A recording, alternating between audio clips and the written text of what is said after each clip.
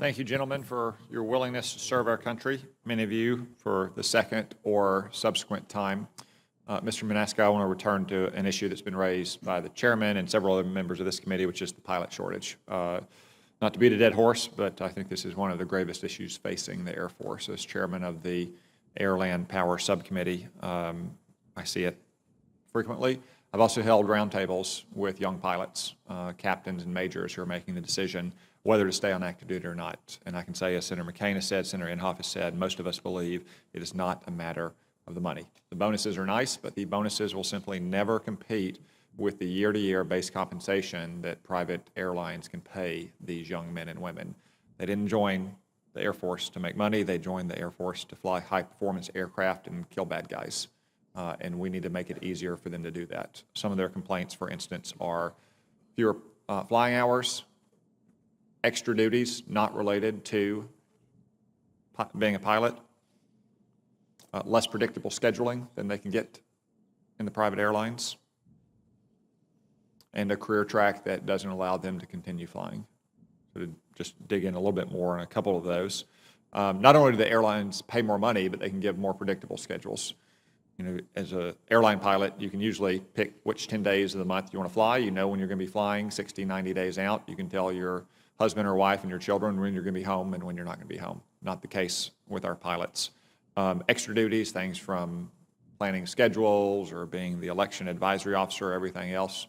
There are plenty of officers in the Air Force who can probably perform those functions besides our highly trained pilots. The potential of a dual career track.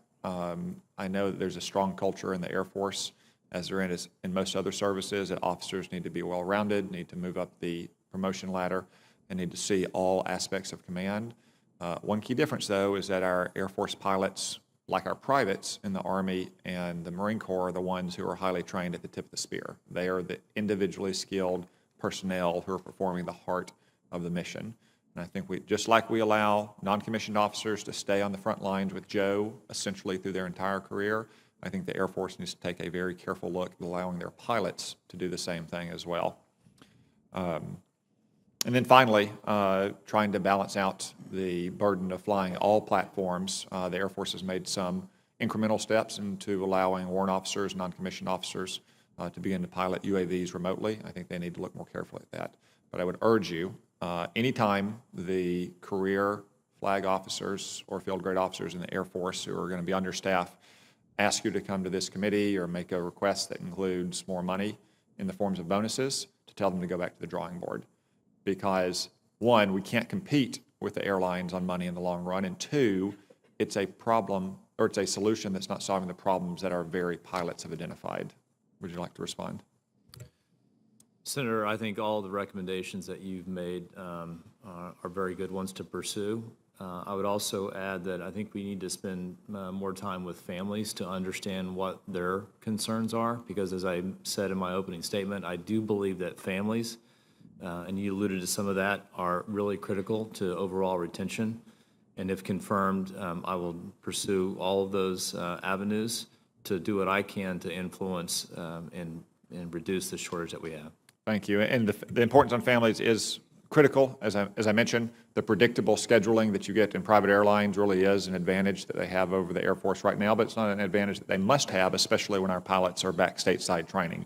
When they're deployed, that's a horse of a different color. But training, we should be able to do them a better job of providing predictability, especially because our most skilled pilots, the ones who are making these decisions, are captains and majors in their late 20s and early 30s, the ones who are most likely to have started families and have young children under the age of 5, when it's most critical that they have that support system at home.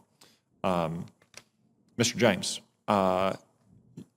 Senator Reid earlier mentioned about recusal from the, I believe it's the St. John's New Madrid floodway, and you said that you would recuse from those projects. I think there was an incident earlier, maybe in 2011, that you had mentioned.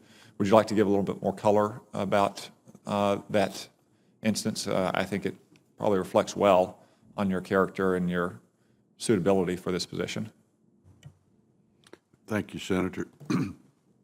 First of all, along with Senator Reid, excuse me, I'd like to make sure that we're on the same page here, sir, if I may.